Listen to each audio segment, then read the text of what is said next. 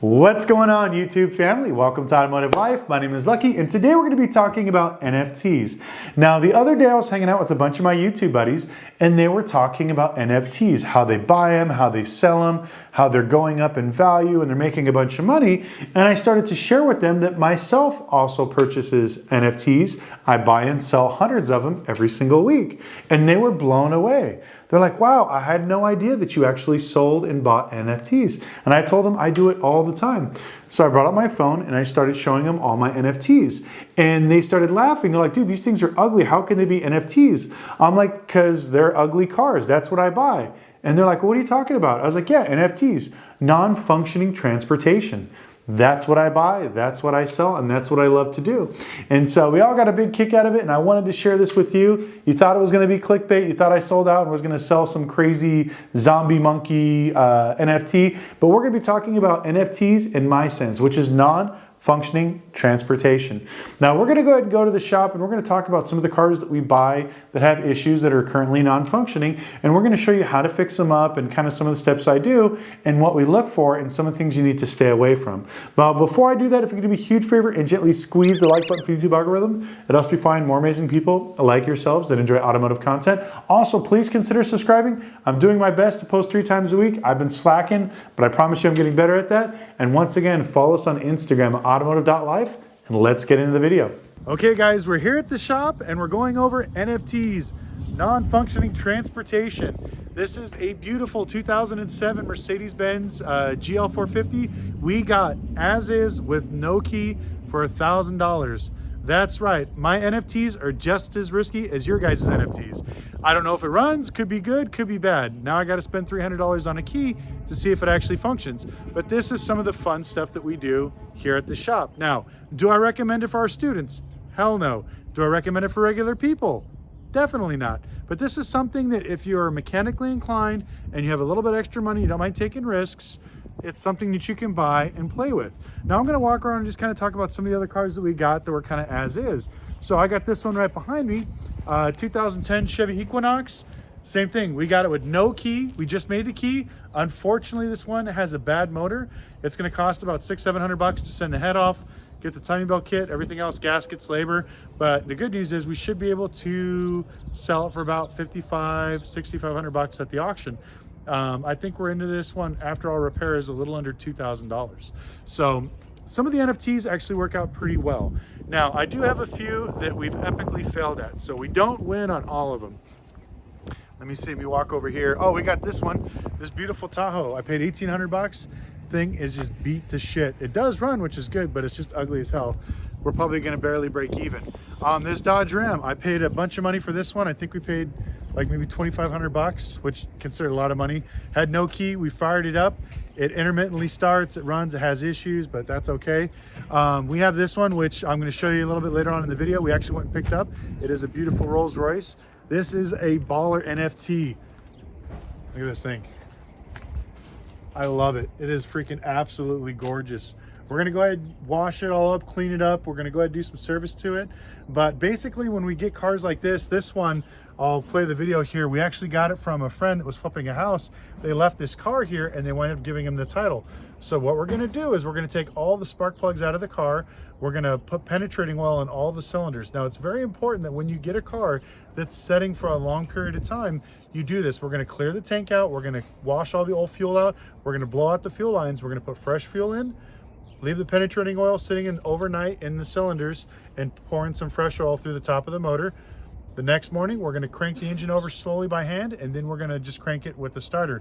This is gonna help break up if there's any type of surface rust inside the engine, because you have to remember, after a while, when these cars sit, like this one's been sitting for a long time, all the oil seeps to the bottom, condensation starts getting in there, and it starts giving surface rust to some of the exposed metal inside your cylinder walls. So if you do this way, you actually will more than likely have a good opportunity to fix whatever's wrong.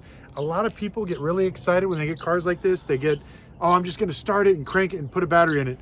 If there's bugs or something inside here, like my favorite is we always check the intakes. We take the intake off, we stick a vacuum down there, we vacuum out all the rat's nest, bugs, whatever else that's in there, because whatever's inside there could get sucked into the motor, get stuck, bend a valve, something like that. So we go through everything before we even try to start it, just get in the habit of doing that. So when you pick up any of your NFTs, you can follow these procedures and you won't have any issues. So we're gonna go ahead and kind of walk around at some of the other cars that we've been getting. They were just kind of, like I said, fun stuff that we have no idea if they're gonna run or not. Most of these cars behind me I bought that run and drive. We got this one. We bought this one as is, no title, don't know the story on it. Guy had it sitting in his backyard for like 5 years. So we're going through the process, we're getting a lien on it, we're gonna get the title, but here it is. Surprisingly, it actually runs, but all the crackheads cut off the cats, so there's no cats. So that's an NFT that's probably gonna break even, not make, you know, life-changing money, but it's still good. We got this beautiful NFT, non-functioning transportation vehicle. We paid 750 bucks for this. We started it up, has a rod knock, so that's okay. We bought it as is with no key. So it is kind of fun to purchase some of these cars and have fun with, you know, buying stuff that's outside of the box. You do get some deals when you buy cars as is, when they're non-functioning. But I don't recommend buying stuff like this unless you actually have a repair shop. Now, we're gonna go in here, we're gonna talk about some of the cars inside and some of the things you're gonna need if you're gonna get into NFTs. So one of the reasons why we buy so many NFTs is because we actually have a shop, a facility. Got to have lifts, technicians, and a little bit of expertise to make sure that when you buy a car, you don't have too many issues. Now, I'm going to show you a few that we're working on right now. Not this Lotus, that's actually Graham's car. Shout out to Graham if you're watching. We purchased this car, actually Spencer bought this one. It was a 2012 E-Class. It runs and drives, but they cut the cats off of it. Don't know what it is here in Vegas, but tweakers are just cutting cats off of everything. Now here's my favorite actually NFT. It is a 1967 Mustang Coupe. We're actually gonna cut the roof off and we're gonna convert it into a fastback. This is probably gonna be one of the fun NFTs because like I said, we bought it as is. It's a piece of crap, it's rusted. I'll kind of walk over here and show you a little bit more of it. Let me see if I could show you from over my shoulder here. But you could see like this all right here is just rusted through. But that's okay because we wanna do the fastback conversion. We're gonna chop a lot of this stuff off. We're getting rid of the motor, the transmission, the wheels, the suspension. We're actually gonna put a chassis underneath it. But when you have a shop and you have facilities, you're able to do this. Now, if you look behind me, this actual section, let me step forward here. This is going to be our studio section for the shop. So I'm actually putting in lights right now. We have a few more being put up. Behind me on the other side, there's some camera gear. We're actually gonna start bringing this in so I can start doing live stuff like here, fixing cars, working on this stuff. And once we start the build on this one, we're gonna chop the roof and we're gonna show you how to do it. Also, we're gonna be doing stuff like this where we're gonna buy cars at the auction.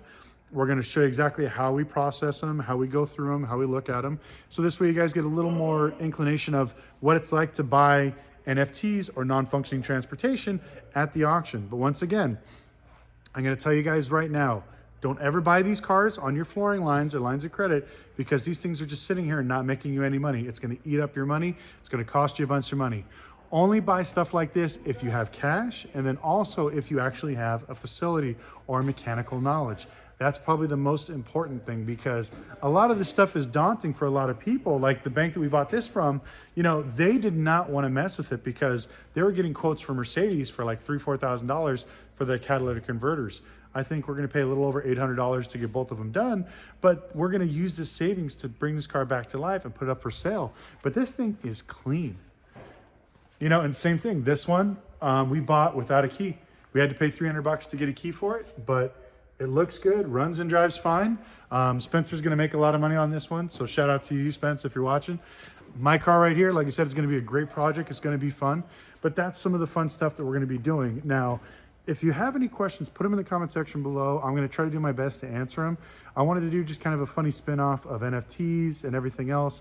We're actually gonna go out and I'm gonna show you where I bought the Rolls Royce at and show you the actual place of where we got it from. I'll probably play the video somewhere in here. But I'm just gonna walk around a little bit and talk a little bit more about some of the cars that we got going on. Okay, we're outside the shop, so I'm gonna walk to my car, wrap up this video so we can get it posted to you guys before 7 o'clock tonight. So, like I said, these non-functioning transportation vehicles or NFTs, these are great for mechanics. If you don't have a lot of money, these are the cars you start with. You don't have to be rich, you don't have to be balling out of control to buy affordable vehicles like this to fix them up and to flip. Like I said, this stuff you could buy literally. Most of these cars actually came from Facebook and OfferUp and Marketplace. You know, a few I bought from like auctions, repos, tow yards, payday loan stores, pawn shops. a little bit of everywhere, but like I said, majority of our inventory comes from regular people.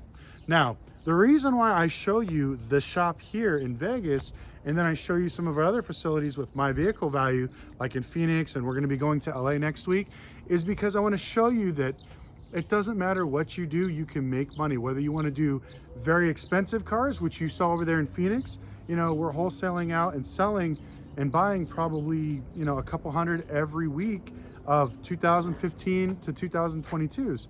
You know, cheap economy cars at like 18,000, and very, very expensive cars over $80,000. We had, I think we just picked up 2 diesel trucks that were $88,000. So that's great. You can make good money from that, but believe it or not, you make more money from cheap cars. Sorry about that, I got a phone call. But now that you guys know that you can make all this money from NFTs, non-functioning transportation, I highly recommend you get into it. Try it, start a cheap, affordable car, play with it a little bit and see if you can get it running and have some fun with it. But like I said, don't take on a bunch of cars if you don't have a facility and you're not able to afford to sit on this money, because some of these projects could take a few weeks to fix, because as you guys know, supply lines are backed up. And I've had some cars, I don't remember, it's one of these ones, we're waiting for a grill piece. It's literally like 3 months back order. So now the car's gonna have to sit here with no grill and wait for it to come in unless we sell it as is, you know, so, but that's some of the stuff you have to deal with. But anyways, I wanna thank you guys so much for watching. Hopefully you guys learned something. If you can, please gently squeeze the like button for the YouTube algorithm. It helps you find more amazing people like yourselves and enjoy automotive content. Also, please consider subscribing. I'm trying my hardest to post 3 times a week. I've been traveling, so I haven't been doing it this last week, but I promise this week I will. And make sure you follow us on Instagram at automotive.life, and we'll see you next video.